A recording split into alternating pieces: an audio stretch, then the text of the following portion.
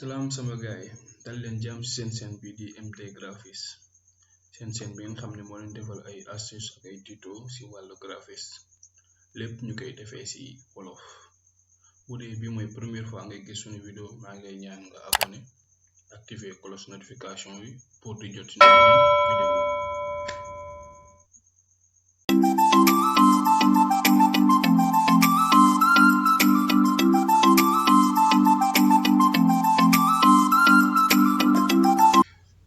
ñu ngi ci interface Photoshop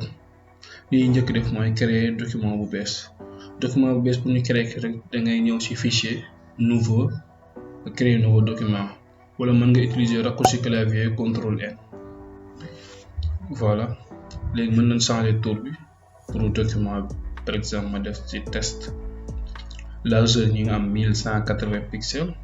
hauteur ñi nga am 1180 pixels, résolution ñu ngi ko teg 300 pixels par pouce ñu créer.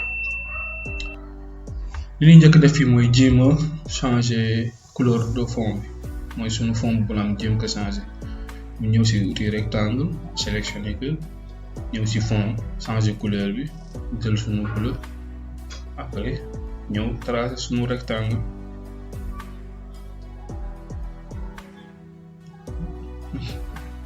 ñu xaar waaw voilà suñu rectangle tracé nañ ko léegi am nañ fond bu bleu dinañ bu weex bi def ci fond bu bleu. léegi nag dañuy jéem a indi suñu forme ñu bëgg def image forme boo xam ne defaroon nañ ko à l'avance enregistré ko ci format PNG mooy format yoo xam ni amul arrière plan ñu indi ko wàccee ko bàyyi ko ni glisser déposer. léegi ñu dem ko replacer nag teg ko bu baax ci milieu bi tegu na ba pare suñu image suñu forme tegu na nii ci kii bi ñu sélectionné ko ba mu baax ñu jéem ko pixeliser da ngay def clic droit pixeliser le calque. après léegi ñu dem tamit indi suñu image bi nga xam ne moom la bëgg dugal ci biir forme bi image baa ngi nii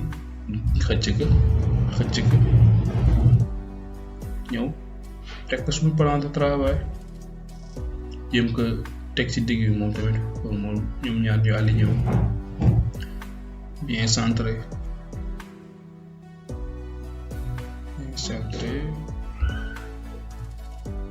voilà moom tamit dañuy jéem a def comme ni ñu def bi ni forme bi clic droit pixeliser le calque. léegi suñu ñaari kii yëpp ñu ngi en pixel voilà. léegi ñu def ñu jéem a masquer suñu image boo masquer da ngay ñëw ci icône bi nii mel la bët bi ci watu calque bi nga bës ko mu masqué na ba pare. léegi ni jéem a récupérer suñu fond bu blanc bi nii ni jéem a récupérer nan nga koy defee da ngay ñëw cliquer ci forme bi ma nga xam ne moom lañ sélectionné nga ñëw ci barre des outils bi nii nga jël outil baguette magique nga ñëw ba ci fond bu blanc bi ba ci milieu bi nga cliquer nañ waaw gis nga ni mu récupérer suñu sélection bu weex bi kase la récupérer na ko noonu. léegi lu ñuy def ñëw